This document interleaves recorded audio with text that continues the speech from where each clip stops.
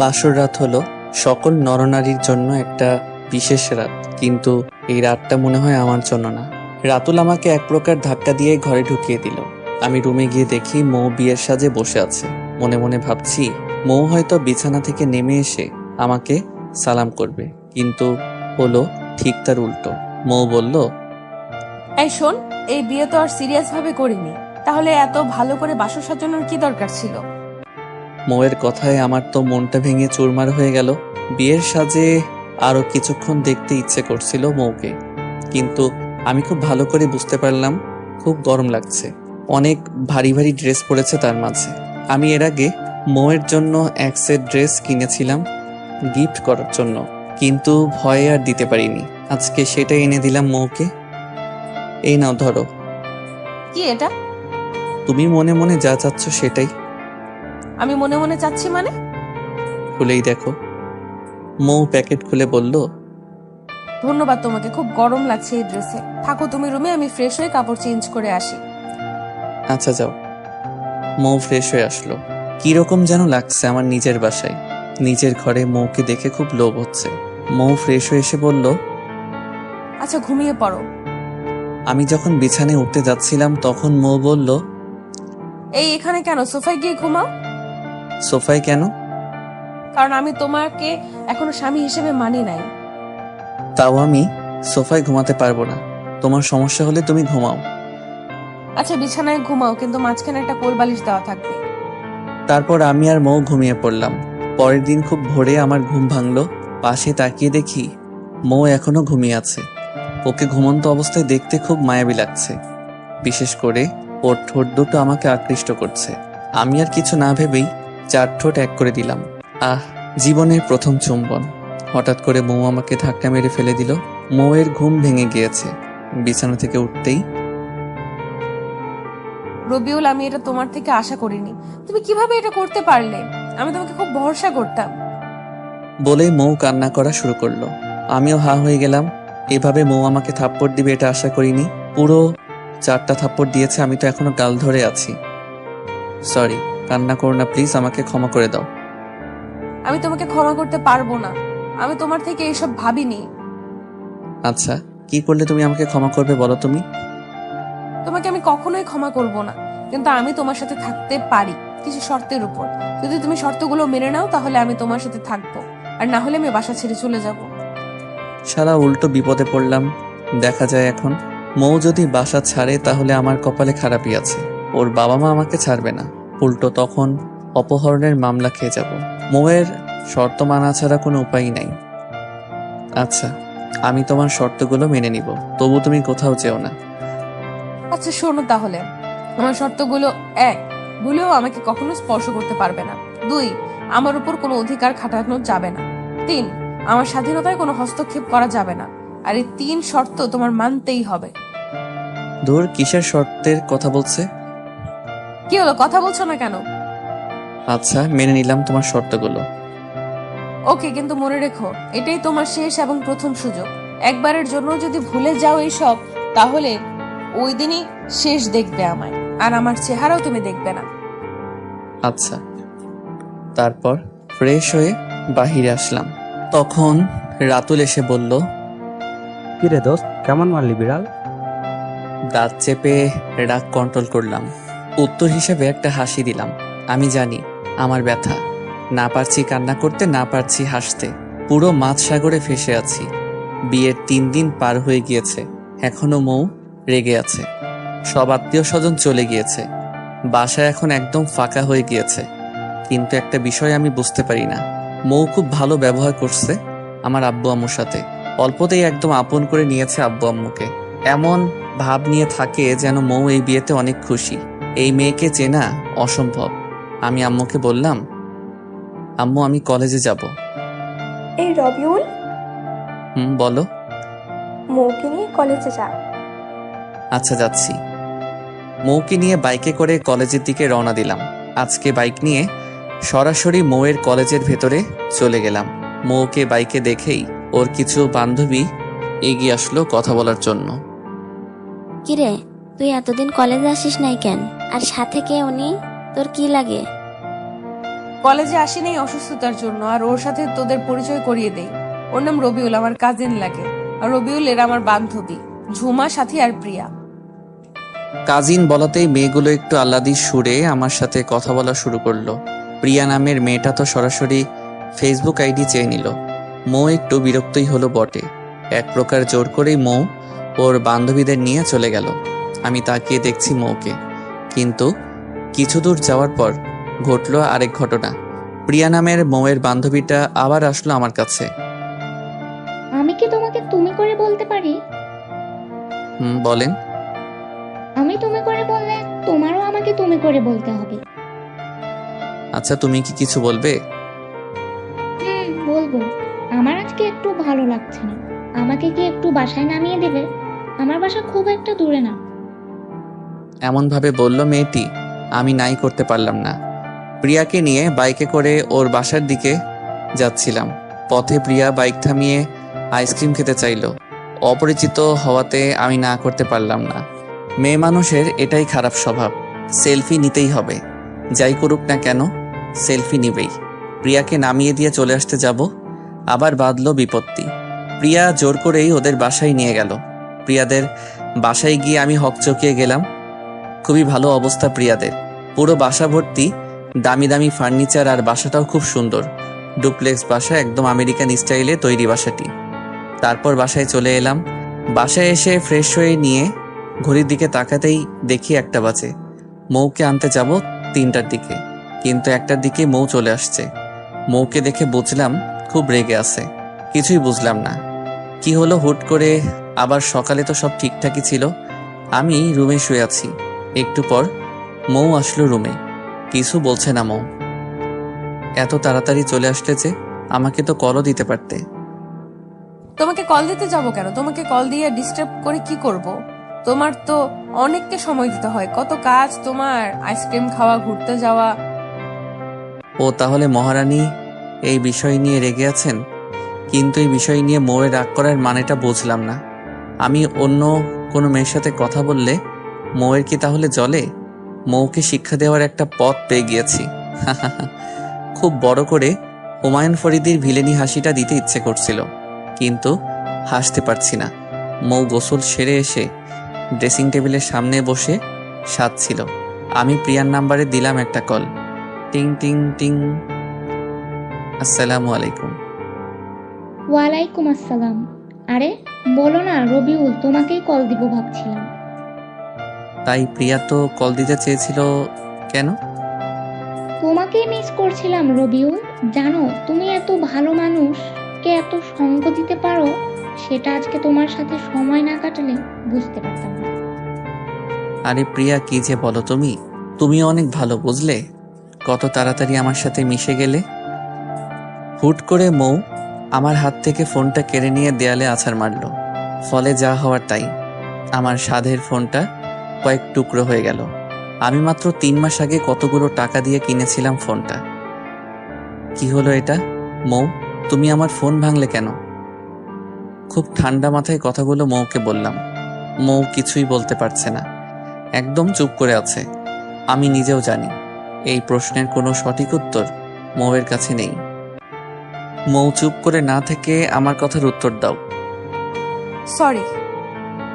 Sorry শুনতে চাইনি আমি তোমার থেকে। তোমার কাছে উত্তর চেয়েছি। কোন অধিকারে তুমি আমার উপর অধিকার দেখাও? তোমার প্রিয়ার সাথে কি, সেটা বলো তো আমায়। কিছু না, আর থাকলেও তো তোমার কিছু হওয়ার কথা না। ও আমার ক্লাসমেট, তুমি ওর সাথে কখনো কথা বলবে না। আর কেমন কথা বললে মৌ? এটা বুঝলাম না। তোমার ক্লাসমেট, সেটা তোমার ক্লাসে, আর আমি ওর সাথে কথা বললে তোমার তো প্রবলেম হওয়ার কথা না। আমি তো আর তোমার স্বামী না, আর তুমিও আমার বউ না যে আমি কার সাথে কথা বলবো কার সাথে বলবো না সেটা তুমি আমায় বলে দিবে। কথাগুলো একটু কঠিনভাবে বললাম। মৌয়ের খুব লাগলো, সেটা স্পষ্টই বুঝতে পারলাম। আচ্ছা সরি, আমার ভুল হয়ে গিয়েছে। ভুল হয়েছে বুঝলাম, আর প্রথমবার তাই ক্ষমা করলাম। আচ্ছা। কথাগুলো বলা শেষে আমি স্পষ্ট মৌয়ের চোখে জল দেখতে পারলাম। ল্যাপটপ দিয়ে আবারও প্রিয়ার সাথে কথা বলা শুরু করলাম। মেয়েটাকে যেমন ভাবছিলাম তেমন না, খুবই সাধারণভাবেই কথা বলে আর প্রচণ্ড মেধাবী। আর মেধাবী হওয়াটা স্বাভাবিক, মেডিকেলের স্টুডেন্ট বলে কথা। পরের দিন মৌকে কলেজে নিয়ে যাওয়ার সময় ও আমার সাথে যাবে না, একাই যাবে। আমিও বেশি জোর না করে মৌকে একাই যেতে বললাম, কিন্তু মৌয়ের সাথে বাসা থেকে বের হওয়াতে জিজ্ঞাসা করলো, এই তুমি কই যাও? কলেজে যাই। কলেজে যাই মানে? আমি প্রিয়ার সাথে একটু দেখা করব। ও আচ্ছা, যাও। আমি আজকে আর কলেজে যাব না। দেখো এখন মৌ কেমন লাগে। এখন আমাকে যখন জ্বালাও তখন আমারও এমন লাগে। এখন একটু নিজে জ্বলো। ওকে, না গেলে? আচ্ছা শোনো, তাহলে তুমি তো ফ্রি আছো এখন, আমার কাপড়গুলো পরিষ্কার করে দিও। আমি একটু প্রিয়ার সাথে মিট করে আসি, আমার বাসায় ফিরতে লেট হবে। মৌ রাগ দেখিয়ে চলে গেল রুমে। মিথ্যেতে কাজ হয়েছে, প্রিয়ার সাথে দেখা করার কোনো কথাই হয়নি। এখন যাব একটু আমার কলেজে, অনেক দিন ক্লাস করিনি, এখন থেকে নিয়মিতই ক্লাস করব। বউ ডাক্তার হবে আর আমি যদি ফেল করি, মানুষে আমাকে নিয়ে রোস্ট করবে আবার। অনেক দিন পর কলেজে আসলাম, কলেজের কেউ আমার বিয়ের কথা জানে না। আমি রাতুলকে আগেই জানিয়েছিলাম বিয়ের কথাটা যেন কেউ না জানে, কারণ মৌ যে মানুষ। বন্ধুরা যদি পার্টি চায় তখন মৌ যদি কারোর সাথে খারাপ ব্যবহার করে, তাই আর কাউকে জানাইনি। কলেজে যেতেই মীরা আসলো কথা বলার জন্য।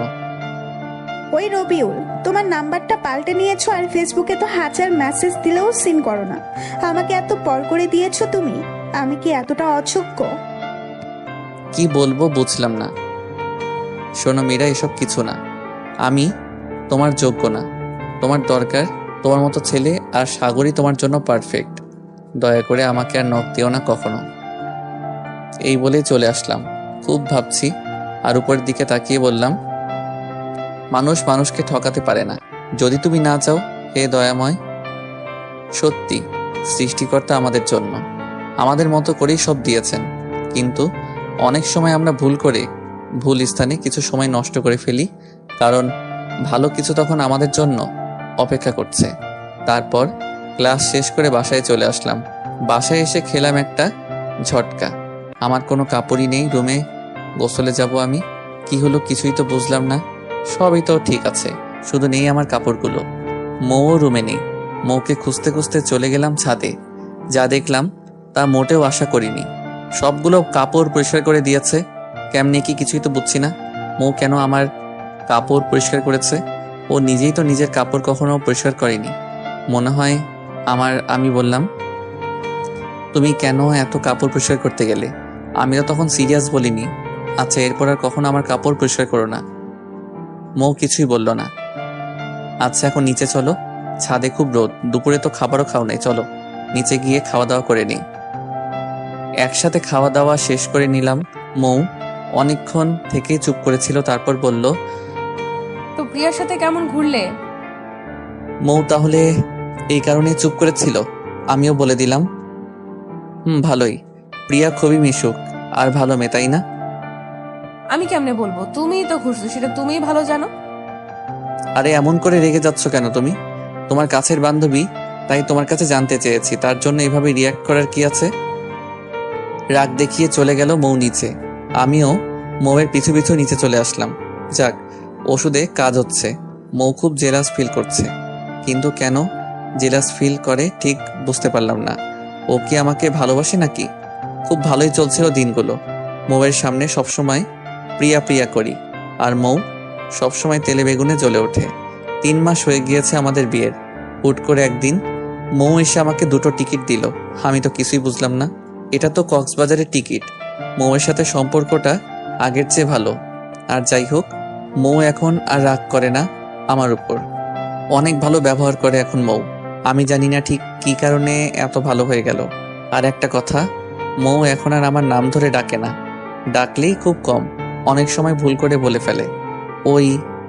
ওই বলে বেশি ডাকে। খুব ভালো লাগে মৌয়ের যখন এই বলে আমায় ডাকে। এই শোন, হাপু দিয়ে গিয়েছে এই টিকিটগুলো, আমাদের হানিমুনের ব্যবস্থা করেছেন কক্সবাজারে। আমি এসবের কিছুই জানি না। আমার থেকে না শুনেই সরাসরি টিকিট দিয়ে চলে গেল। এই তুমি বলো, যাবে কি ওখানে, নাকি তোমার প্রিয়াকে ছাড়া কোথাও যেতে পারবে না? আর আমি তো তোমার কেউ না, তো আমায় নিয়ে যাবেই বা কেন আর? মেয়েটা আসলে এক লাইন বেশি বোঝে। নিজেই প্রশ্ন করছে আর নিজেই উত্তর দিচ্ছে নিজের মতো করে। টিকিট যেহেতু কালকের তারিখে কাটা, তাই কালই যাচ্ছি আমরা।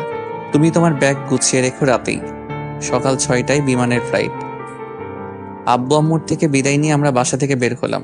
ঘড়ির দিকে তাকিয়ে দেখি 4:30 বাজে। বাহিরে অনেক কুয়াশা পড়েছে। আমি মৌ হাঁটছি।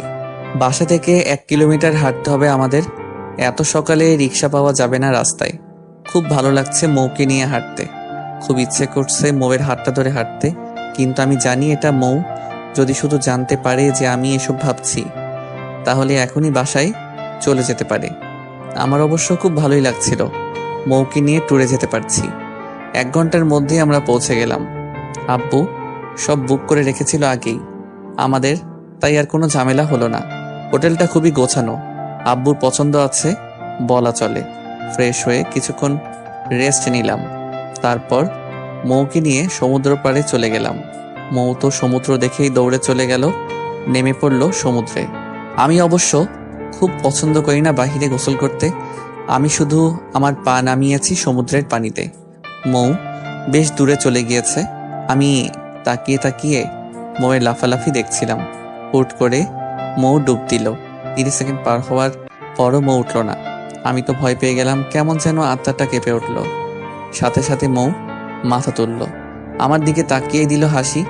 আমার সাথে ফাইজলামি করার কি হলো এরকম সেন্সিটিভ বিষয়ে? আবারও ডুব দিল, কিন্তু 1 মিনিটের কাছাকাছি হয়ে গেল, তবু উঠল না। আমি তো পাগলের মতো করে লাফিয়ে গিয়ে দেখি ঢেউয়ের সাথে মৌ অনেক দূর চলে গিয়েছে। তার মানে মৌ সাঁতার পারে না। আমি তাড়াতাড়ি করে সাঁতরে গিয়ে মৌকে পাড়ে নিয়ে আসলাম। অল্প পানিও খেয়েছে। আমি তো প্রায় কান্না করে দিছি। আমার কান্না করা দেখে মৌ আবারও জোরে হেসে দিল। আমার রাগ কন্ট্রোল করতে পারলাম না, কষিয়ে একটা দিলাম মৌয়ের গালে।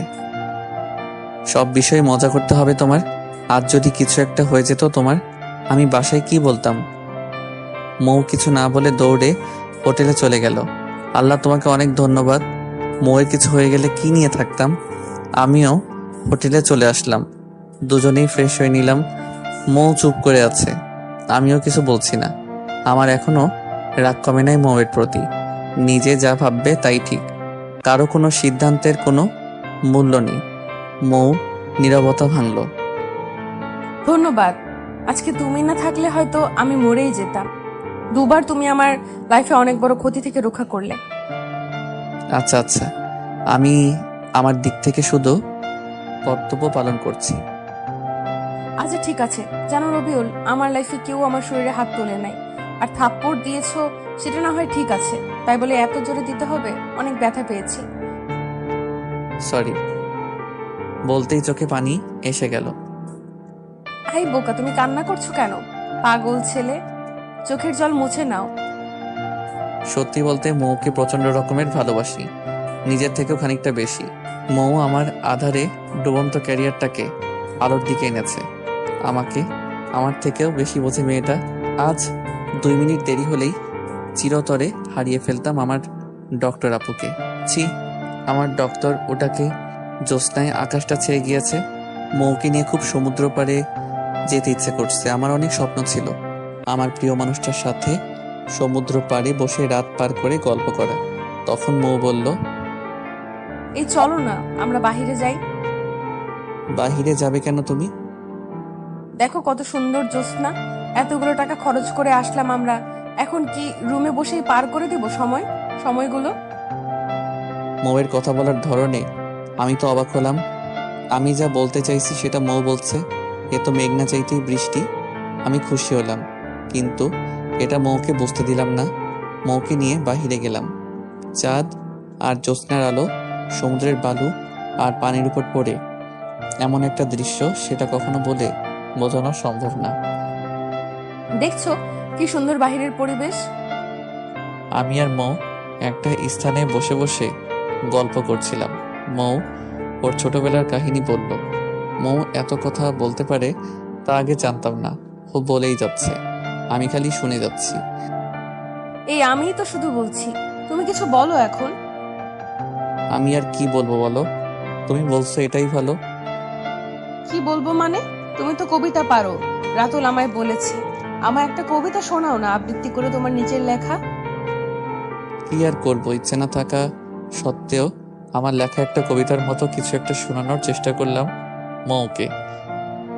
আমি হারিয়ে যেতে চাই আমার আমিটার মাঝে, চাই না কেউ খুঁজুক আমায়, তাহার সকাল সন্ধ্যায় বদলাতে চাই আমি, করবো না আর পাগলামি, নিজের মাঝেই নিজেকে ফেলেছি আমি হারিয়ে, তুমি না হয় দিও তাড়িয়ে, থাকবো না আর কাহারও পথ চেয়ে দাঁড়িয়ে, নিজের ভিতর দিয়েছি ডুব, চাই না কেউ আর খুঁজুক, কষ্ট করে আমায় বুঝুক, দিব না আর কাউকে সুযোগ, একলা হয়ে যাব হাওয়ার সাথে বন্ধুত্ব করে নিব, বিষণ্ণ রাতে চাঁদের সাথে না হয় করব খুনসুটি, কবিতা লিখতে পারি না তাও চেষ্টা করলাম। কেমন হলো বলো? এ কি, মৌ তো দেখি ঘুমিয়ে গিয়েছে, খুব মায়াবী লাগছে। মৌ আমার কাঁধে মাথা রেখে ঘুমিয়ে গিয়েছে। আমার কেন যেন ডাকতে ইচ্ছে করছিল না। আমি মনে মনে ভাবছিলাম মৌয়ের ঘুম না ভাঙা অবধি ডাক দিব না। অন্যদিকে একভাবে বসে থাকার জন্য আমার পা ব্যথা করছিল। সারাটা রাত মৌয়ের ঘুম আর ভাঙলো না। সকালবেলা পাখির ডাকে মৌ চোখ খুলল। মৌ তো চমকে উঠল। আমি এখানে কেন? মৌয়ের কথায় আমি হাসবো নাকি কাঁদবো বুঝলাম না। সারাটা রাত তুমি এখানেই ছিলে বুঝলে। এত ঘুম একটু নড়াচড়া করো না তুমি। রাতে তো কবিতা শুনতে গিয়ে গিয়েছো ঘুমিয়ে, আমি আর তোমার ঘুম ভাঙাইনি। তার মানে সারা রাত আমি তোমার কাঁধে মাথা রেখে ঘুমিয়েছি? ডক্টর মৌ আমার কথা শুনে একটু লজ্জাই পেল। সারা রাত তুমি তো ঘুমাওনি, তাহলে চোখ ফুলে গিয়েছে তোমার। আমারে ডাক দিলেই পারতে। আমার ডাক দিতে ইচ্ছে করলো না, তাই ডাক দেইনি। আচ্ছা এখন চলো তাড়াতাড়ি, রুমে গিয়ে তুমি ঘুমাবে। এক প্রকার জোর করেই মৌ আমাকে নিয়ে হোটেলে চলে আসলো। সারাটা রাত ঘুমাইনি, খুব ঘুম পেয়েছে। হালকা কিছু খাবার খেয়ে ঘুমাতে চলে গেলাম বিছানায়। মৌয়ের ডাকে ঘুম ভাঙলো। এই আর কতক্ষণ ঘুমাবে তুমি? ওঠো এবার, যাও গোসল করে আসো, গোসল করে দুপুরের খাবার খেয়ে নাও। ঘড়ির দিকে তাকিয়ে দেখি 12টা বাজে। আমি গোসল করে ফ্রেশ হয়ে নিলাম, খাবার খেয়ে নিলাম একসাথে। মৌয়ের সাথে বন্ধুর মতো সম্পর্ক হয়ে গিয়েছে। কক্সবাজারে 7 দিন পার করে ফেলেছি, এবার ফেরার পালা। খুব ভালো সময় কাটলো মৌয়ের সাথে, আর মৌও খুব ভালোভাবে সময় দিয়েছে। খুব উপভোগ করেছি সময়গুলো। ভালোভাবে আমরা বাসায় ফিরলাম। মৌ ধীরে ধীরে আমার দিকে দুর্বল হচ্ছে, কিন্তু মাঝে মাঝে মৌয়ের ব্যবহারে কিছুই বুঝি না, কিরকম অদ্ভুত আচরণ। রুমে শুয়ে আছি, তখন মৌ এসে বলল, একটা কথা বলার ছিল তোমাকে। বলো। আমার এভাবে পড়াশোনা হচ্ছে না। আমার লাস্ট টেস্ট এক্সামে এক সাবজেক্টে ফেল আসছে। আমি হোস্টেলে থাকতে চাই, আর তুমি চাইলে এখনই আমরা আলাদা হয়ে যেতে পারি, কারণ এখন আমার খুব সাপোর্ট প্রয়োজন। কিন্তু যদি আমি তোমাকে ডিভোর্স দিয়ে দিই, তাহলে আমাকে বাসা থেকে আর সাপোর্ট দিবে না। আমি তোমার সাথে খুব ভালো ব্যবহার করেছি, কিংবা তুমিও এটাকে আমি বন্ধুত্ব হিসেবেই নিয়েছি। আমি জানি না তুমি কি ভেবেছো আমাদের সম্পর্কটাকে। যাই ভেবে থাকো না কেন, সেটা তোমার পার্সোনাল ব্যাপার। তুমি আমাকে অনেক হেল্প করেছো, এখন চাইলে আমার মেডিকেল কলেজে শেষ পর্যন্ত হেল্প করতে পারো। তারপর আমি বাইরে চলে যাব স্কলারশিপ নিয়ে। কিন্তু এইভাবে আমি বাসায় থাকলে আমি পাসই করতে পারবো না। এখানে আমি একদম ফোকাস করতে পারছি না পড়াতে, তাই আমি কালকেই হোস্টেলে চলে যাব। এখন তুমি বলো, তুমি কি বলতে চাও? খুব কষ্ট লাগলো মৌয়ের কথাগুলোতে, কিন্তু মিথ্যা তো কিছু বলেনি মৌ, বাস্তবিক সব বলেছে। ভেতর থেকে কোনো কথাই আসছিল না আমার, খুব কষ্ট লাগছিল। তবু নিজেকে সামলে নিয়ে বললাম, শোনো মৌ, আমি জানি না তুমি আমাকে ঠিক কী রকম ভাবো। আমি কথা দিচ্ছি তোমাকে, তুমি যতদিন বাংলাদেশে আছো ততদিন আমি তোমার পাশে আছি, আর তুমি যা ভালো ভাবো আমি তাই করব। আচ্ছা এখন খেয়ে নাও তুমি, কাল সকালে তোমাকে হোস্টেলে রেখে আসবো।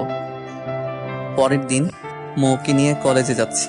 এর আগেও অনেকবার কলেজে দিয়ে আসছি, কিন্তু আজকের বিষয়টা খুব আলাদা। মৌকে রেখে আসবো হোস্টেলে। মৌকে নিয়ে হোস্টেলে গেলাম। ওদের ওখানে কিছু ফর্মালিটি পূরণ করে চলে আসলাম। কলেজে থেকে বের হয়ে বারবার মৌয়ের কলেজের দিকে তাকালাম। এই ভবনের ভিতরেই থাকবে আমার ভালোবাসা। মৌ ভালো না বাসলেও আমার খুব ভালো লাগতো মৌয়ের সাথে থাকতে। আজ থেকে সেই ভালো লাগা আর হবে না। 3 দিন পার হয়ে গেছে, মৌ হোস্টেলে চলে গিয়েছে। খুব খালি খালি লাগে মৌকে ছাড়া। এই 3 দিনে একবারের জন্য মৌকে আমি মন থেকে সরাতে পারছি না। খুবই মিস করছি। হয়তো আব্বু আম্মু বুঝতে পারছে বিষয়টা। এসব ভাবছি এমন সময় আম্মু আসলো রুমে। আম্মু, তুমি আমার রুমে কিছু বলবে কি? দেখ, তুই যদি মৌকে ছাড়া থাকতে না পারিস, তাহলে মৌকে নিয়ে আয়। তবু এরকম খাওয়া দাওয়া বাদ দিয়ে থাকিস না। আমার একটা মাত্র ছেলে তুই, তোর যদি কিছু একটা হয়ে গেলে তখন আমরা কি নিয়ে থাকবো বল? খুব খারাপ লাগলো। আম্মুর কথায় সত্যিই ঠিক বলছে। পৃথিবীর কোনো বাবা মাই চায় না তার সন্তানের খারাপ হোক। আমার এইভাবে মন খারাপ করে থাকলে চলবে না। আমি যেমন মৌকে ভালোবাসি, তেমন আমার বাবা মা আমাকে ভালোবাসে। আমি কারোর জন্য আর তাদেরকে কষ্ট দিতে পারবো না। দেখ রবিউল, আমি কোনো দিন বলিনি তোকে তোর এটা করতে হবে, তুই এটা হবি, কিংবা আমাদের কোনো সিদ্ধান্ত তোর উপর চাপিয়ে দেইনি। তুই কি করবি সেটা তোর উপর, কিন্তু আমি আর তোর বাবা চাই তুই শুধু নিজের খেয়াল রাখ, বাকিটা তোর ইচ্ছে। শোন, আমি জানি মৌকে তুই খুব ভালোবাসিস, কিন্তু এখন তোর যদি খারাপ লাগে তাহলে তুই পছন্দের কোনো কাজ করা শুরু কর, দেখবি তাহলে আর এত খারাপ লাগবে না। সত্যি বলছো কি তুমি আম্মু? কেন, মিথ্যে বলার কি আছে বল? তার মানে তুমি বলতে চাইছো আমি আবার রাজনীতি শুরু করি? হ্যাঁ চাই, তবুও তুই আগের মতো উৎফুল্ল থাক, এটাই চাই আমরা।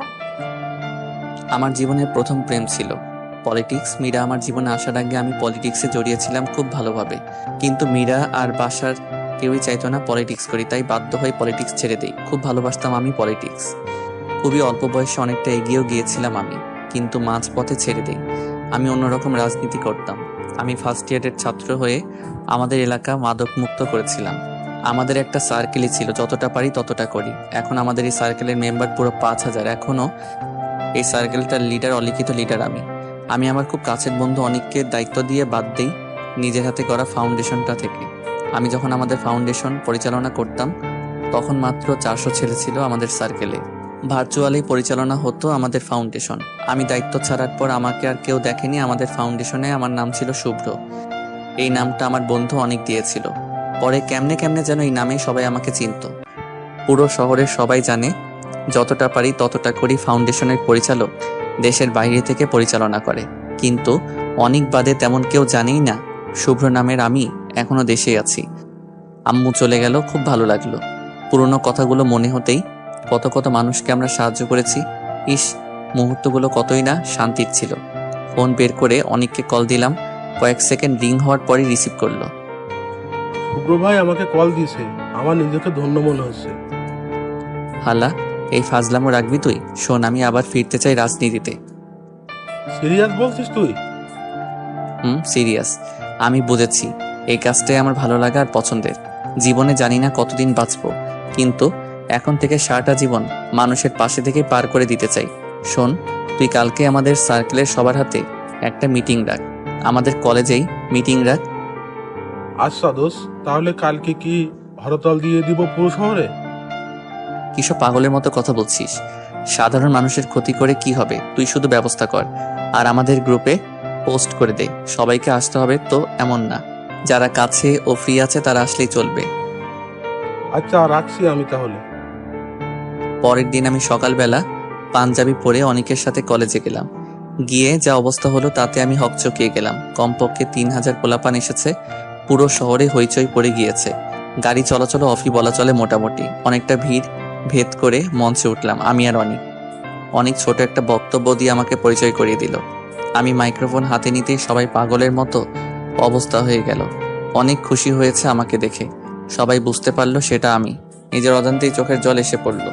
মনে মনে ভাবলাম সবার জন্যই ভালোবাসা রেখেছেন আল্লাহ, আমার জন্য ভালোবাসাগুলো হয়তো এই পাগলদের কাছেই রেখেছে। খুব সার্থক মনে হলো নিজেকে। আমি কিছু কথা বলে কিছু কাজ করার কথা বললাম সবাইকে। কাজের বিবরণ গ্রুপে জানানো হবে। খুব ভিড় পড়ে যাচ্ছিল, তাই আমি আর আমাদের জনসভা বেশি টাইম না রেখে শেষ করে দিলাম। বাসায় চলে আসলাম। বাসায় এসে রাতে একটু ফেসবুকে গিয়ে দেখে আমার বক্তব্যটা পুরো ভাইরাল। অল্প সময়ে 1 মিলিয়ন ভিউ। হারামিটাই এই কাজটা করেছে। আমি শিওর সন্ধ্যার পর থেকে কমপক্ষে 200 কল রিসিভ করেছি আমি। সবারই এক কথা, আমি শুভ্র ছিলাম। কাছে থেকেও কেউ বুঝে নাই। হুট করে মোয়ের নাম্বার থেকে কল আসলো। আসসালামু আলাইকুম। ওয়ালাইকুম সালাম। তুমি শুভ্র? একটাবার বলতে তো পারতে। আচ্ছা বলনি, ঠিক আছে। সত্যি তোমার এই ফাউন্ডেশন খুব ভালো। আমি নিজেও এই ফাউন্ডেশনের মেম্বার। আজ গিয়েও ছিলাম সভায়। মানুষের ভিড়ে হয়তো দেখতে পারোনি। তোমার মতো মানুষের সাথে বন্ধুত্ব হয়ে আমি সত্যিই সার্থক। ভালো থেকো আর সাবধানে নিজের খেয়াল রেখো। আমিও তেমন কিছু না বলে রেখে দিলাম। মৌ চলে গিয়েছে। আজ 2 মাস পুরো হলো। খুব স্বাভাবিক হয়ে গিয়েছি আমি। এখন খুব একটা মনে হয় না মৌয়ের কথা। ঠিক মনে হয় না বললে ভুল হবে। মনে হলেও আগের মতো এখন আর খারাপ লাগে না। সত্যি বলতে এই পৃথিবীতে সবারই নির্দিষ্ট জায়গা আছে, যেখানে প্রত্যেক মানুষই ভালো, সেই জায়গাটাই। এখন এটাই মেনে নিয়েছি আমি। মৌয়ের হৃদয়টা আমার জন্য আসল জায়গা না, আমার জন্য এই রাজনীতি ভালো। বাসায় বসে বসে আমার পোষা বেড়ালটার সাথে কথা বলছিলাম, এমন সময় ভূত দেখার মতো চমকে গেলাম। মৌ ব্যাগপত্র নিয়ে দাঁড়িয়ে আছে। এ কি, তুমি এভাবে এখানে কেন? মানে কি বলছো তুমি? আমার সেমিস্টার শেষ, 15 দিন কলেজ অফ এবং হোস্টেলও অফ থাকবে। তা আমি এখানে না থেকে কি কোথায় যাব? ও আচ্ছা, যাও ফ্রেশ হয়ে নাও। মৌ একটু শুকিয়ে গিয়েছে, হয়তোবা হোস্টেলের খাবার ঠিকভাবে খেতে পারে না। আমার বিষয়টা নিয়ে খুব একটা খারাপ লাগলো না, কারণ এই পৃথিবীতে অনেকেই আছে যারা দুবেলায় যে খাবার খায়, আর আমরা সেই খাবারগুলো নষ্ট করছি নিয়মিত।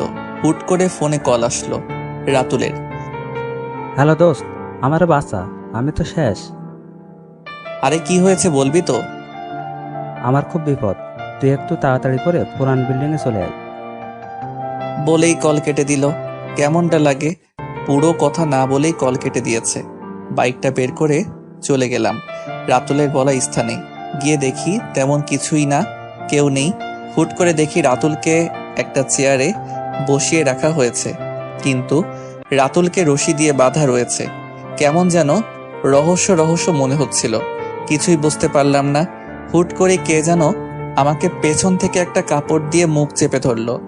আমার চোখ কেমন যেন বন্ধ হয়ে আসছে, শত চেষ্টা করেও চোখ খুলতে পারছি না। মনে হচ্ছে শত বছরের ঘুম আমার চোখে ভর করেছে। চোখ খোলার পর নিজেকে একটা বদ্ধ করে আবিষ্কার করলাম। কিছুক্ষণ ডাকাডাকি করেও কারো সারা শব্দ পেলাম না, কোনো কিছুই বুঝতে পারছিলাম না কে হতে পারে এসবের পেছনে। আমি যে রুমটায় আছি, ঘরটা একটা বিল্ডিংয়ের রুম। রুমটার দরজা অনেক ভারী, লোহার তৈরি, কোনো জানালা নেই বললেই চলে। হঠাৎ করে একটা ফোনে কল আসলো। আমি তো অবাক হয়ে গেলাম, এটা তো আমার ফোন না, কার ফোন তাহলে এটা? রিসিভ করলাম কলটা, ওপাশ থেকে একটা মেয়ের কণ্ঠ ভেসে আসলো। আমি তো কল্পনাও করতে পারছি না এসবের পেছনে তাহলে মীরার হাত। কি অবস্থা মিস্টার রবিউল? সরি, এখন তো তুমি রবিউল না, লিডার শুভ্র। তা কেমন লাগলো লিডার আমার ম্যাজিকটা? ছি মীরা, তুমি এরকম একটা কাজ করবে এটা আমি আশা করিনি। তুমি এতটা ছোট একটা কাজ করতে পারবে আমি কখনোই ভাবিনি। আচ্ছা, ভাবতে পারোনি, এখন ভেবে নাও। কি ভাবো তুমি আমাকে? তাসকিনকে দিয়ে তোমার সাথে কয়েকবার দেখা করার চেষ্টা করছি, কিন্তু তুমি আমাকে ইগনোর করেছো। এখন দেখাও তোমার ইগনোর। হাজার হাজার ফলোয়ার তোমার, এখন তারা কেউ তোমার কাছে আসবে না আমি ছাড়া। এখন তোমার কোনো উপায় নেই, তুমি যদি আমার কথা মেনে না নাও তাহলে আমি তোমাকে ছাড়বো না। এখানেই তোমার বাকিটা জীবন পার করতে হবে। কি চাও তুমি ঠিক আমার কাছে বলো। আমি তোমার সম্পর্কে সব জানতে পেরেছি। তুমি মৌ নামের মেডিকেল স্টুডেন্টকে বিয়ে করে নিয়েছো। আরে আমি কম কি ছিলাম ওই মৌয়ের থেকে? আমার থেকে কোন দিক থেকে বেশি এগিয়ে মৌ? আমার তোমাকে চাই, যে কোনো মূল্যে আমার তোমাকে চাই। আর আমি যতদূর জানি মৌ তোমাকে ভালোবাসে না, তাই আমি এটাই চাই তুমি মৌকে ছেড়ে দিয়ে আমাকে বিয়ে করো। আর যদি তুমি এতে রাজি হও তাহলে আমি তোমাকে এখনই ছেড়ে দিব। তোমার পাশে দেখো একটা ডিভোর্স পেপার আছে, সেটা তুমি একটা সাইন করে দাও। কি রাজি তুমি আমার সত্ত্বে? আমি মরে গেলেও মৌকে ছেড়ে তোমাকে বিয়ে করব না। আমি তোমাকে বেঈমান ভেবেছিলাম, এখন আমি খুব ভালো করে বুঝতে পারছি তুমি একজন অসুস্থ মানুষ। তোমার বিবেক বুদ্ধিও নষ্ট হয়ে গিয়েছে। আমাকে ছেড়ে দাও তুমি, আমি তোমাকে ক্ষমা করে দিব, আর নিজে চিকিৎসা করাও। তোমার থেকে রবিউল আমি এত কথা শুনতে চাইনি। তুমি কি আমার সত্ত্বে রাজি? হ্যাঁ না সোজা বলো। না না না, যতদিন আমার দেহে প্রাণ থাকবে ততদিন আমার উত্তর না থাকবে। বলার সাথে সাথে মীরা কলটা কেটে দিল। খুব ক্ষুধা লাগছে, এখানে আটকা পড়ে আছি, একদিন পার হয়ে গিয়েছে।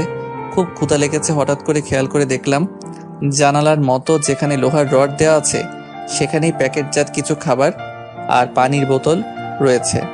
মীরার দেওয়া খাবার খেতে রুচিতে পাচ্ছিল, তবু ক্ষুধার জ্বালায় অল্প কিছু খাবার খেয়ে নিলাম। মীরার দেওয়া যে ফোন ছিল সেখান থেকে কাউকে কল দেওয়া যায় না। ফোন বললেও ভুল হবে, এটা একটা ওয়াকি টকি, কোনোভাবে কোনো কিছু করতে পারছি না। 7 দিন পার হয়ে গিয়েছে, এখানে আটকে আছি। একটা ওয়াশরুম আর খালি ঘর, জেলখানার থেকেও বেশি খারাপ অবস্থা আমার। এখন মীরাও কল দেয় না আমায়, শুধু খাবারটা কে যেন জানালায় রেখে যায়। আশেপাশে কেন শব্দ শুনতে পারি না, কোথায় আছে এটাই জানি না। আস্তে আস্তে ভেতর থেকে কেমন যেন দুর্বল হয়ে যাচ্ছি। জেগে জেগে স্বপ্ন দেখি, মাঝে মাঝে মৌয়ের সাথে কথাও বলি। কোনোভাবেই কিছু করতে পারছিলাম না। মীরা যে এতটা সাইকো হবে এটা কখনো ভাবিনি। খুব অসহায় লাগছে নিজেকে, কিছুই করার নেই। কয়েকবার দেয়ালও ভাঙার চেষ্টা করেও সেটা পারিনি। খুবই শক্ত দেয়ালগুলো। আমি নিচের ফ্লোরে দাগ করে রাখি তারিখ আর সময় হিসাব করার জন্য। 15 দিন পার হয়ে গিয়েছে। মীরার কল আসলো আবার ওয়াকি টকিতে। তো কেমন কাটছে আপনার দিনকাল? আপনার সিদ্ধান্তে কি কোনো পরিবর্তন হয়েছে? না, আমি তো তোমাকে আগেই বলেছি আমি মরে গেলেও তোমাকে বিয়ে করা কিংবা মৌকে ছেড়ে দিতে পারবো না। ওকে ওকে, তাহলে তুমি থাকো। আমি তোমাকে না পেলে অন্য কেউ পেতে দিব না। তুমি ওখানেই মরে পড়ে থাকো। আমি আবার 1 মাস পর কল দিব। তখনও যদি না করো তাহলে আবার কল দিব 2 মাস পর। আমিও দেখবো তুমি ঠিক কতটা পারো নিজের জিদ ধরে রাখতে। Good bye mister Rabiul. কলটা কেটে দিল মীরা। নিজেই হয়তো নিজেকে এখন আর চিনতে পারছি না। অনেকটা পাগলি হয়ে গিয়েছি। মৌকে এখন রোজ দেখতে পাই, কথা বলি। আমার অবচেতন মন ভেবেই নিয়েছে এখানেই বাকিটা জীবন পার করে দিতে হবে। আমাকে কেউ মুক্ত করতেও আসবে না, আর আমি এখানেই বন্দি অবস্থায় মারা যাব। 1 বছর হয়ে গিয়েছে। হয়তোবা আব্বু আম্মু সবাই ভেবেই নিয়েছে আমাকে মেরে ফেলা হয়েছে। মৌ হয়তো আমাকে ভুলে গিয়েছে, আর মৌ তো আমাকে ভালোবাসেনি। তো আর মনে রাখবেই কতদিন? আমার সার্কেলটাকেও খুব মিস করি। আর 4 দিন হলো খাওয়া বাদ দিয়ে দিয়েছি। ক্ষুধায় এখন ঠিকমতো বসেও থাকতে পারি না। খাবার ঠিকই আনি আমি, কিন্তু সেগুলো খাই না। আর বাঁচতে চাই না, এইভাবেই মরে যেতে চাই। বন্দি অবস্থায় বেঁচে থাকার কোনো ইচ্ছে নেই আর। এখানে থেকে মরতে চাইলে না খেয়ে মরতে হবে ধীরে ধীরে। হয়তো আর 4-5 দিন বাঁচবো। খুব কষ্ট হচ্ছে নিজের মৃত্যুকে নিজের কাছে আসতে দেখে। কত স্বপ্ন ছিল মৌকে নিয়ে, সমাজকে নিয়ে, সব শেষ হয়ে যাবে। শরীরের অবস্থা খুব খারাপ। তখন আমার রুমের এক কোনায় চোখ গেল। দেখি একটা মাকড়সা ঝুলে রয়েছে। ওপরে ওঠার চেষ্টা করছে কিন্তু পারছে না। অনেকক্ষণ চেষ্টা করতে করতে অবশেষে মাকড়সা উপরে উঠাতে সক্ষম হলো। এটা দেখে আমার মনে একটা প্রশ্ন জাগলো। আমি তো এখান থেকে বের হওয়ার জন্য বলতে গেলে কোনো রকম চেষ্টাই করি নাই। না, আমাকে এখান থেকে বের হতে হবে এই সংকল্প করলাম। চেষ্টা না করলে কিছুই তো আর ফিরে পাওয়া যাবে না। 5 দিন হয়ে গিয়েছে। পানি এবং খাবার কোনোটাই মুখে তুলিনি। 5 দিন না খেয়ে থাকার জন্য শরীর যথেষ্ট দুর্বল হয়েছিল। আমি ধীরে ধীরে খাওয়া দাওয়া করে 10 দিনে সুস্থ হয়ে গেলাম। এখন আর নিজেকে দুর্বল মনে হয় না। নিজেকে খুব শক্ত করেছি। মাথা খাটিয়ে বুদ্ধি বের করার চেষ্টা করছি কিভাবে কি করা যায়। হঠাৎ করে এর মাঝে মীরার কল আসলো। কি হলো রবিউল? তুমি কি এখনো আগের মতোই জিদ ধরে থাকবে, নাকি আমার শর্তগুলো মেনে নেবে? মীরা, আমি তোমাকে আগেই বলেছিলাম। আমি এক কথা একবারই বলেছি, আমি মরে যাব তবু তোমার শর্ত মেনে নিব না। যদি পারো তাহলে আমার জন্য নুডলস পাঠিয়ে দিও। খুব নুডলস খেতে ইচ্ছে হয়েছে। যাক, বছর পার হওয়ার পর তুমি কিছু আমার কাছে চাইলে ওকে পাঠিয়ে দিব। বলেই কলটা কেটে দিল। রাতের খাবারে জানালায় আমি একটা প্যাকেট দেখতে পেলাম। আমি তাড়াতাড়ি করে প্যাকেট এনে খুললাম। যা ভেবেছিলাম তাই। খুশিতে আমার মনটা ভরে গেল। এইখানে বন্দি হওয়ার পর আজকেই কোনো বিষয়ে আমার ভালো লাগলো। কি ভাবছেন আমি নুডলস দেখে খুশি হয়েছি? আরে না, আমি ভেবেছিলাম যদি কোনোভাবে নুডলস আনানো যায় খাওয়ার জন্য, তাহলে 1 বা 2 কাটা চামিচ থাকতে পারে সাথে খাওয়ার জন্য। হলো তাই। মীরা আমার জন্য যে নুডলস পাঠিয়েছে সেখানে 2 চামিচও দিয়েছে খাওয়ার জন্য। আর এই চামিচ দুটি আমার কাজে দিবে। নুডলসকে চামিচ 2 নিয়ে ভাবছিলাম। পুরো ঘরটা চেক করলাম, কোনো কিছুই পেলাম না। যা ভেবেছিলাম তা সহজেই হবে না। আমি ফ্লোর থেকে খনন করার চেষ্টা করলাম। অনেক চেষ্টার পরও পারলাম না। অনেকক্ষণ ভেবে মাথা খাটালাম। ওয়াশরুমের দেয়াল সবসময় ভিজে থাকার জন্য স্যাঁতস্যাঁতে হয়ে গিয়েছে। তার জন্য অন্য সব দেয়ালের চেয়ে ওয়াশরুমের দেয়ালটা একটু নরম হওয়াটা স্বাভাবিক। আমার ভাবনাটাই ঠিক হলো। আমি ওয়াশরুমের দেয়ালে একটু সিমেন্ট খসাতে পারলাম 2 ঘন্টার চেষ্টায়। যদিও সেটা খুবই অল্প, তবুও খুব ভালো লাগলো। চামিচ দিয়ে খুবই সাবধানে আমি অল্প অল্প করে দেয়াল থেকে একটা ইট খোলার চেষ্টা করে যাচ্ছিলাম। 10 দিন পর আমি দেয়ালের একটা ইট খুলতে সক্ষম হলাম। যদিও ইট খোলার পর একটা ভয়ও কাজ করছিল, কারণ কোনোভাবে যদি মিম জানতে পারে তাহলে আমার এই পরিকল্পনায় হয়তো পানি ঢেলে দিবে মীরা। ইটটা আমি আবারও দেয়ালের মাঝে ঢুকিয়ে রাখলাম, যেন কেউ খুব সহজে না বুঝে দেয়াল ভাঙার চেষ্টা করা হচ্ছে। পুরো 2 মাস পার হয়ে গিয়েছে। আজকের একটা ইট খুলতে পারলেই আমি দেয়াল দিয়ে বাইরে যেতে পারবো, কিন্তু ভেতর থেকে যতটা বুঝতে পারলাম এটা কোনো বাসার ভেতরের একটা ঘর, কিন্তু জায়গাটা আমি কোনোভাবে চিনতে পারছি না। যেহেতু এখান থেকে বের হলে যে আমি একদম মুক্ত হতে পারছি না, তাই আমি রাতে বের হওয়ার প্ল্যান করলাম। সন্ধ্যার মাঝে আমি বের হওয়ার জন্য যতটা দেয়াল ভাঙার প্রয়োজন ছিল ততটা আমি করে ফেলেছি। এখন শুধু অনুমান করে অপেক্ষা করছি মধ্যরাতের। আমি মধ্যরাতে বের হওয়ার জন্য অপেক্ষা করছি। হঠাৎ করেই ইলেকট্রিসিটি চলে গেল। সাথে সাথে আমি বের হয়ে পড়লাম। বের হয়ে অনুমান করেই দিনে যতটা খেয়াল করে রেখেছিলাম ঠিক সেই দিকে যাওয়া শুরু করলাম। কিছু দূর যাওয়ার পর একটা দেয়াল পড়ল, অনেক উঁচু দেয়াল। সেটা কিছুটা বুঝতে পারলাম। অন্ধকারে ভালোভাবে কিছু বুঝতে পারলাম না। যে কোনো সময় ইলেকট্রিসিটি চলে আসতে পারে। আমি অন্ধকারে মানুষের কথা শুনে বুঝতে পারছি এখানে অনেকেই আছে। অন্ধকারে হঠাৎ করে আমি একটা গাছের স্পর্শ পেলাম। খুব বড় একটা গাছ। আমি এর আগে কোনোদিন গাছে উঠিনি। কোনো উপায় না পেয়ে অনেক কষ্ট করে গাছে উঠলাম। যতটা সম্ভব আমি উপরে উঠে পড়লাম, কারণ আমাকে এখান থেকে বের হওয়ার জন্য ভোর পর্যন্ত ওয়েট করতে হবে। হালকা হালকা পরিষ্কার হচ্ছে চারপাশ। আমি অস্পষ্টভাবেই বুঝতে পারলাম এই গাছের একটা ডাল ধরেই আমি বাহিরে যেতে পারবো, কিন্তু আর একটু পরিষ্কার হতেই আমার মাথা ঘুরে গেল। এটা তো ছোটখাটো মিলিটারি ক্যাম্পের মতো অবস্থা। বড় বড় রাইফেল নিয়ে পুরো বাসায় 20 জনের মতো ঘোরাঘুরি করছে। আমি তাড়াতাড়ি করে দেয়ালটা টপকে নিলাম। দেয়াল পার হয়েও আমি গাছের ডালে ছিলাম। গাছটা সত্যি অনেক বড়। আর একবার ভেতরে তাকাতেই তো আমার চোখ আটকে গেল। এখানে মীরা কি করছে? তার মানে এইসব কিছুর সাথে মীরার সম্পর্ক রয়েছে। এখন এসব হিসাব মিলিয়ে কোনো কাজ হবে না। আমি দেয়ালের সাপোর্ট নিয়ে বাইরে বের হয়ে আসলাম। চারদিকে ফাঁকা, আশেপাশেও বাড়ি নেই।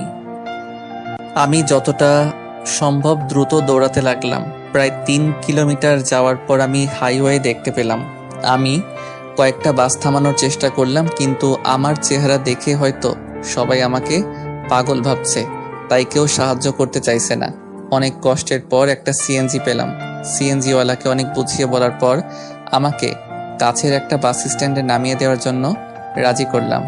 আমি সিএনজিতে থাকা অবস্থায় সিএনজি চালকের থেকে ফোন নিয়ে সরাসরি মৌয়ের নাম্বারে একটা কল দিলাম। মনে মনে খুব ভয় পাচ্ছিলাম আমি। যদি রিসিভ না করে তাহলে মামাকে ভাড়া দিব কেমনে। কপাল ভালো ছিল আমার, রিসিভ করলো মৌ কলটা। আসসালামু আলাইকুম, কে বলছেন? ওয়ালাইকুম আসসালাম, আমি রবিউল। রবিউল, তুমি তুমি বেঁচে আছো? তাহলে আমি জানতাম তুমি মরতে পারো না। শোনো মৌ, আমি খুব ঝামেলায় আছি, আর তুমি আমার কথা এখন কাউকে বলো না। শুধু কিছু টাকা পাঠিয়ে দাও এই নাম্বারে, আমি তোমাকে সব বলছি। শোনো, তুমি এখন কই আছো? আমি তো তোমার বাসাতেই আছি। আচ্ছা শোনো, তাহলে তুমি আব্বু আম্মুকে বলো আমার কথা, কিন্তু তোমরা 3 জন বাদে যেন কেউ না জানে যে আমি বেঁচে আছি বা তোমাদের সাথে যোগাযোগ করছি। মৌ টাকা পাঠিয়েছে। আমি ওই সিএনজিওয়ালাকে সরাসরি আমার বাসায় আসলাম। কেউ দেখেনি আমায়, আর দেখলেও চিনবে না। আমি গাড়ির আয়নাতে নিজেকে দেখে চমকে গিয়েছি, আর অন্য কেউ তো আরও চিনার কথা না। বাসায় এসে ভালোভাবে ফ্রেশ হয়ে নিলাম। অনিককে একটা কল দিলাম। শোনো অনিক, আমি রবিউল বলছি। আমি তোকে যা বলি চুপচাপ মন দিয়ে শোনেক। আমার কি হয়েছিল, কোথায় ছিলাম, এসব বলার সময় এখন নেই। তুই কাউকে কিছু না জানিয়ে আমার বাসায় চলে আয় তাড়াতাড়ি। 30 মিনিট পরই অনিক চলে আসলো। এসে আমাকে জড়িয়ে ধরে কান্না করে দিল। তুই ঠিক আছিস? এটাই অনেক রে। জানিস খুব চিন্তা করেছি আমি খুব ভালো করে জানতাম তোর কিছুই হয়নি। এখন বল কিসের জন্য ডেকেছিস? শোন, আমি অনেক বড় একটা মিশনে নামতে যাচ্ছি। হয়তো এখানে লাইফ রিস্ক আছে, কিন্তু এটা না করতে পারলে আমাদের দেশটা অনেক ক্ষতি হয়ে যাবে। আমি অনিককে সব খুলে বললাম। অনিক সব শোনার পর বলল, তাহলে এখন তুই ঠিক কি করতে চাস? পুলিশকে জানিয়ে দিবি? পুলিশকে জানিয়ে দিলে আমাদেরই বিপদ হতে পারে, কারণ মীরার আব্বুর হাত অনেক লম্বা হতে পারে। আমার যতটা মনে হয় এসবের সাথে আমাদের এলাকার এমপিও জড়িত আছে, কারণ এত বড় একটা ক্যাম্প পরিচালনা করার জন্য অবশ্যই প্রশাসনেরও এমপির হাত থাকবে, আর এটা স্বাভাবিক। তাহলে কি করতে চাস এখন বল? আমাদের সার্কেলের সবাইকে নিয়ে ঘিরে ফেলবো পুরো ক্যাম্পটা, আর এটা লাইভ শুরু করব সবার ফোন থেকে। তাহলে এটা আর চাইলেও ধামাচাপা দিতে পারবে না উপর মহলের লোক। হয়তো এটা আমাদের জন্য রিস্কি হবে, কিন্তু এটা করতেই হবে আমাদের। ওকে।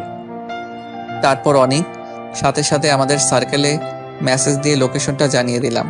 আমরা বেরিয়ে পড়লাম। আমি হয়তো ভাবছি মানুষ ততটা আসবে না, কিন্তু ভুল ছিল আমার ধারণা। একটা মানুষও মনে হয় বাদ নিয়ে আসার জন্য। 6 ঘন্টার সময়ের মধ্যেই আমরা পুরো ক্যাম্পটা ঘিরে ফেললাম। 30 মিনিটের মধ্যেই আমাদের লাইভগুলো ভাইরাল হয়ে গেল। প্রথমে কিছু লোক ক্যাম্প থেকে বের হতে চাইলেও পরে এত মানুষ দেখে সেই সাহস আর করেনি। সরাসরি ঢাকা থেকে ডিসির কল আসলো আমার ফোনে। আমি তো কল্পনা করতে পারছি না যে এই বিষয় এতদূর চলে গিয়েছে। শোনো রবিউল, আমি ঢাকা প্রশাসনের প্রধান। তোমরা কোনো ধরনের হামলা করো না। আমি তোমাদের সব দাবি মেনে নিব। বলো তোমরা ঠিক কি চাও? ধন্যবাদ স্যার, আপনি নিজে বিষয়টাকে গুরুত্ব দিয়েছেন। আমরা এটাই চাই, এখানে ভেতরে যা করা হবে সব লাইভ দেখানো হবে। আর এই কর্মকাণ্ডের পেছনে যে দায়ী থাকবে, সে যত বড় মাপের লোক হোক না কেন, তাকে যেন কোনো প্রকার ছাড় দেওয়া না হয়। ওকে, আমি তোমার সব শর্ত মেনে নিলাম। তোমাদের জন্য আমি নিজে আসছি হেলিকপ্টার নিয়ে। আমি নিজে থাকবো পুরো মিশনে তোমাদের সাথে। 1 ঘন্টার মাঝেই ডিসি স্যার এসে পড়ল। সাথে সাথে আরো অনেক র্যাব ও আর্মি আসলো। আমি গুনতে না পেলেও খুব ভালো করে বুঝতে পারলাম কম করে 300 র্যাব আর আর্মি আসছে। হাতে হ্যান্ডমাইক নিয়ে ওয়ার্নিং দিয়ে ভেতরে সবাইকে আত্মসমর্পণ করার জন্য নির্দেশ দেওয়া হলো, কিন্তু ভেতর থেকে কোনো সাড়া পাওয়া গেল না। তাই র্যাব প্রথমে গেটটা ভেঙে ফেললো। এখন আস্তে আস্তে ভেতরে যাওয়ার পালা। র্যাব ও আর্মি বাহিনী ভাগ হয়ে সামনে ও পেছন দিক থেকে আক্রমণ করার প্ল্যান করেছে। সামনে থেকে র্যাব সবাইকে ব্যস্ত রাখছে, আর পেছন থেকে আর্মি অ্যাটাক করবে। অল্প সময়ের মধ্যেই সবাইকে কোণঠাসা করে দিল র্যাব ও আর্মি বাহিনী। বেশ কিছুক্ষণ কোলাগুলিও হলো, লাইভ সব দেখানো হচ্ছিল। সবাই তখন আত্মসমর্পণ করে দিয়েছে। হঠাৎ করে মীরা একটা পিস্তল বের করে মৌয়ের উদ্দেশ্যে গুলি ছোড়ে।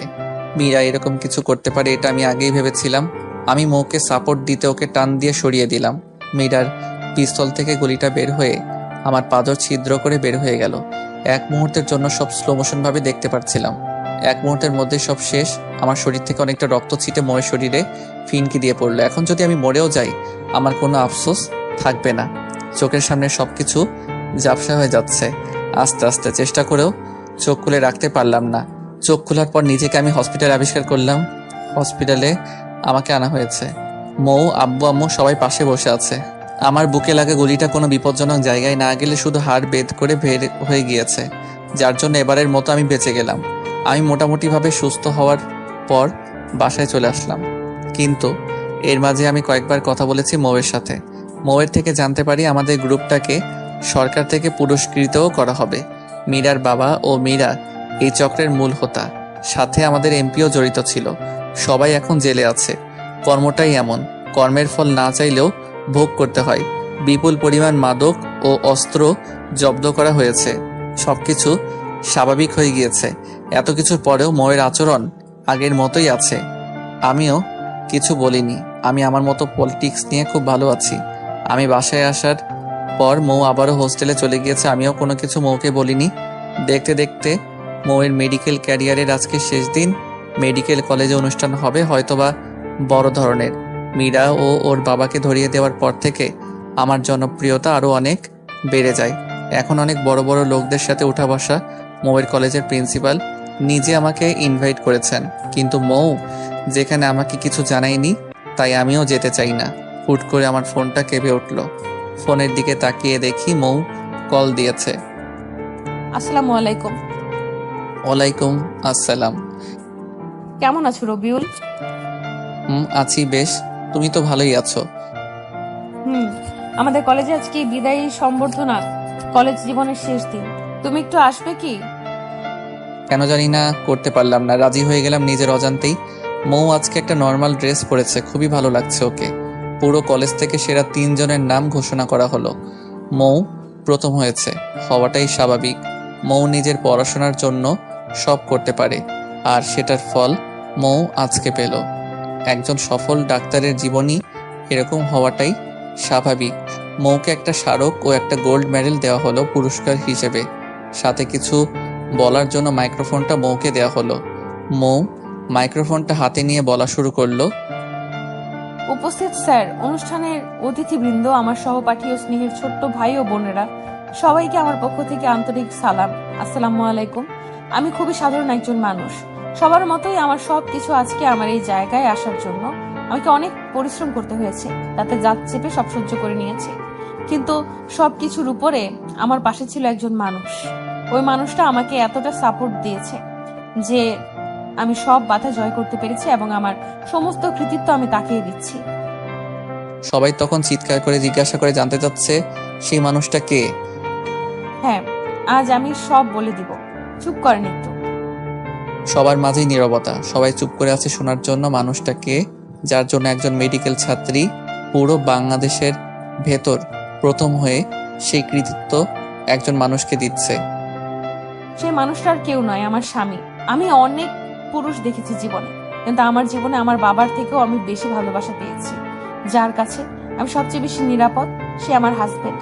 খুব বেশি ভালোবাসি। বলেই কান্না করে দিল মৌ। সবাই পরিচয় জানতে চাইছিল মৌয়ের থেকে। মৌ কান্না থামিয়ে আবার বলা শুরু করলো, সেই মানুষটা এই অনুষ্ঠানেই আছে। বলেই আঙ্গুলটা তুলে দিল আমার দিকে। আমাকে তো সবাই চিনে, নতুন করে মৌ আমাকে স্বামী হিসেবে পরিচয় করিয়ে দেওয়ার পর মানুষ পাগল হয়ে গেল যেন। আমি অনেক কষ্টে মঞ্চে গেলাম। মৌ তার গলা থেকে মেডেলটা নিয়ে আমাকে পরিয়ে দিয়েই জড়িয়ে ধরলো আমাকে। আমি তো লজ্জায় যেন মরে যাচ্ছিলাম। সবাই হাততালি দিয়ে শুভেচ্ছা জানাচ্ছিল। অনেক শব্দের মাঝেও মৌয়ের বলা ভালোবাসি রবিউল কথাটা আমি ঠিকই শুনতে পেলাম। মৌকে নিয়ে রিকশায় করে বাসায় ফিরছি। আমার হাতটা খুব শক্ত করে ধরে আছে মৌ, খুব শক্ত করে। আমি মনে মনেই বলে ফেললাম, অবশেষে সিনিয়র ডাক্তার আপু যখন বউ